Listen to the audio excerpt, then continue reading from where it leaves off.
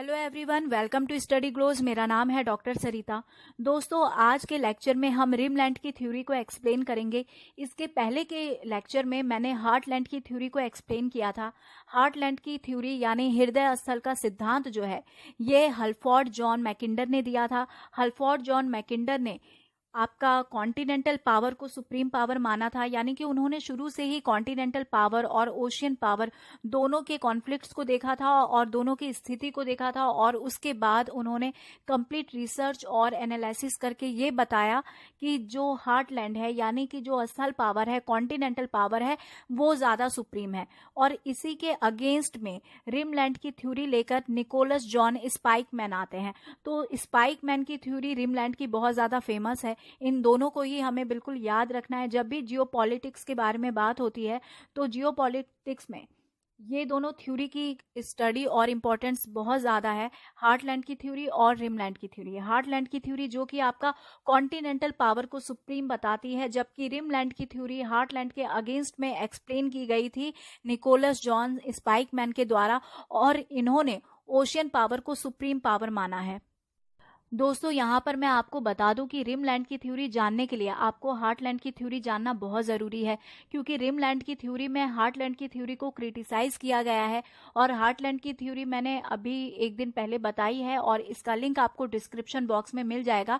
तो आप पहले हार्टलैंड की थ्योरी देख लीजिए और उसके बाद आप रिमलैंड की थ्योरी को ज़्यादा बेहतर समझ पाएंगे।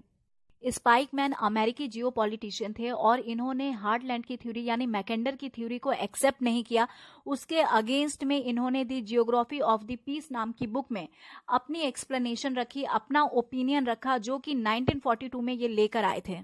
स्पाइकमैन ने मैकेंडर की जो बेसिक अजम्पशंस थे और साथ ही जो जियोपॉलिटिक्स हिस्ट्री थी, इसको जरूर इन्होंने एक्सेप्ट किया, लेकिन इन्होंने जो हार्टलैंड की थ्योरी थी इसको काफी क्रिटिसाइज किया। कई पॉइंट्स पे इन्होंने इसको क्रिटिसाइज किया। स्पाइकमैन ने कहा कि मैकेंडर ने अपने हार्टलैंड को जरूरत से ज्यादा इंपॉर्टेंस दी है और साथ ही इसे बहुत ज्यादा इंटेंसिफाई कर दिया है, जबकि हार्टलैंड में इन फ्यूचर कोई पॉसिबिलिटी नहीं है यहाँ पर, क्योंकि एक्चुअल में जो हार्टलैंड है वहां पे एडवर्स क्लाइमेटिक कंडीशन है और साथ ही ये तीन तरफ से माउंटेन से घिरा हुआ है। इसका जो रिलीफ स्ट्रक्चर है ये भी बहुत बढ़िया नहीं है। तो ऐसे में जो सुप्रीम पावर है वो लैंड पावर हो ही नहीं सकती है, यानी कि कॉन्टिनेंटल पावर को ऐसी स्थिति में हम सुप्रीम पावर कह ही नहीं सकते हैं। अब हम बात करते हैं कि स्पाइकमैन ने रिमलैंड किसको कहा।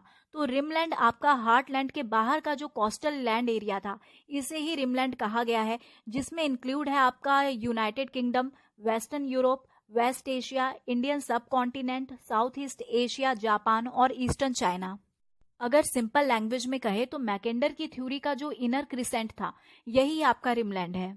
स्पाइकमैन के अकॉर्डिंग अगर पावर कंट्रोलिंग की बात की जाए तो यूरेशिया कॉन्टिनेंट्स के ऊपर रिमलैंड ज्यादा पावरफुल रहेगा। रिमलैंड इसको अच्छी तरीके से कंट्रोल कर पाएगा इन कंपैरिजन टू हार्टलैंड, क्योंकि हार्टलैंड में कम्युनिकेशन की कमी है, साथ ही यहाँ पर डेवलपमेंट, फास्ट डेवलपमेंट नहीं हो सकता। कई तरीके के ट्रांसपोर्टेशन ऑब्स्टिकल उस टाइम थे। उसके बाद से ये आपका आर्टिक आइस शीट से कवर है, माउंटेन है, यहाँ पे एडवर्स टेम्परेचर है, एडवर्स क्लाइमेटिक कंडीशन है। तो ये कुछ एडवर्स सिचुएशन जो है ये आपका हार्टलैंड के साथ बना हुआ है।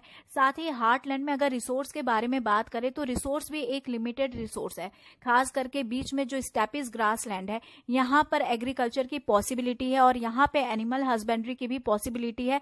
अगर इंडस्ट्रियल सेटअप के बारे में बात करें तो हार्टलैंड वो सिचुएशन नहीं देता कि इन फ्यूचर इसका बेहतर डेवलपमेंट हो पाए। और फर्स्ट वर्ल्ड वार के टाइम में देखा गया कि रिमलैंड की पावर वो सुप्रीम पावर के तौर पर बाहर निकल कर आई। तो ये कुछ ऐसे पॉइंट थे जहां पर स्पाइकमैन ने ये मैकेंडर का जो थ्योरी था हार्टलैंड वाला, इसको क्रिटिसाइज किया। स्पाइकमैन का स्टेटमेंट मैकेंडर के स्टेटमेंट के बिल्कुल ऑपोजिट था। स्पाइकमैन के according whoever controls the rimland will have control of the whole Eurasia continents and that will have control of the world। उनके कहने का मतलब था जो रिमलैंड को नियंत्रण में रखता है, यानी रिमलैंड को जो कंट्रोल करता है वो यूरेशिया पर शासन करता है, और जो यूरेशिया पर शासन करता है वो पूरे विश्व को कंट्रोल में रखता है। तो ये थी रिमलैंड की थ्योरी, जिसमें स्पाइकमैन ने कॉन्टिनेंटल पावर के कंपैरिजन में ओशियन पावर को ज्यादा वैल्यू दी। उनका मानना ये था कि ओशियन पावर ही वो पावर है जो कि वर्ल्ड पे रूल कर सकता है, और इन्होंने कई पॉइंट में हार्टलैंड थ्योरी को क्रिटिसाइज किया, लेकिन आगे चल के रिमलैंड की थ्योरी भी कई जगह पे इसको भी क्रिटिसाइज किया गया। खास करके आउटर क्रिसेंट को इन्होंने पूरी तरीके से इग्नोर कर दिया अपनी थ्योरी में।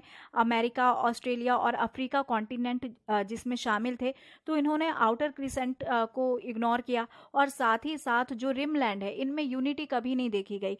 यानी कि अगर हम रिमलैंड की जियोपॉलिटिक्स के बारे में बात करें तो रिमलैंड में वो सारी कंट्री शामिल है जो कि आपस में ही जिनके मतभेद चलते हैं, तो यहाँ पे यूनिटी नहीं है। तो जब यूनिटी नहीं है तो वो हार्टलैंड पे शासन कर नहीं सकते हैं, और अगर वो यूरेशिया पे शासन नहीं कर पा रहे हैं तो ओवरऑल वर्ल्ड में उनकी पावर नहीं हो पाएगी।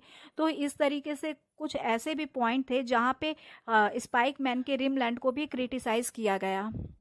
आई होप आपको रिमलैंड की थ्योरी और हार्टलैंड की थ्योरी दोनों अब क्लियर हो गई होगी।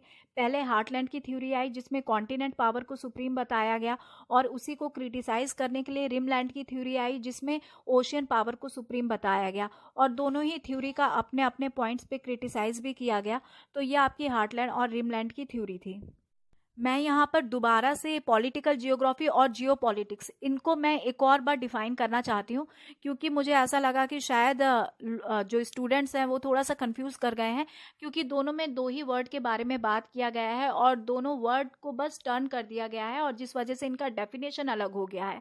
अगर हम पॉलिटिकल जियोग्राफी के बारे में बात करें तो पॉलिटिकल जियोग्राफी में राजनीतिक दृष्टिकोण से भौगोलिक क्षेत्र का अध्ययन होता है। तो यहाँ पर पहले क्या आता है, दृष्टिकोण किसका आता है?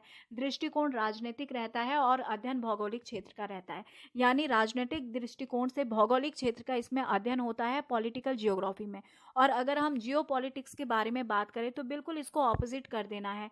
जियोपॉलिटिक्स में आपका भौगोलिक दृष्टिकोण से राजनीतिक का अध्ययन किया जाता है, यानी कि जो दृष्टिकोण है वो भौगोलिक रहता है और अध्ययन का क्षेत्र राजनीतिक रहता है। तो यही डिफरेंस है आपका पॉलिटिकल जियोग्राफी और जियोपॉलिटिक्स में। तो आई थिंक अब आपके डाउट्स क्लियर हो गए होंगे, क्योंकि वर्ड दोनों एक ही यूज हो रहे हैं, बस आगे पीछे इनको कर दिया गया है, जिस वजह से मीनिंग पूरी तरीके से डिफरेंट हो जाता है और इनमें अंतर नजर आने लगता है। So here is the end of this lecture. Thank you so much for your attention.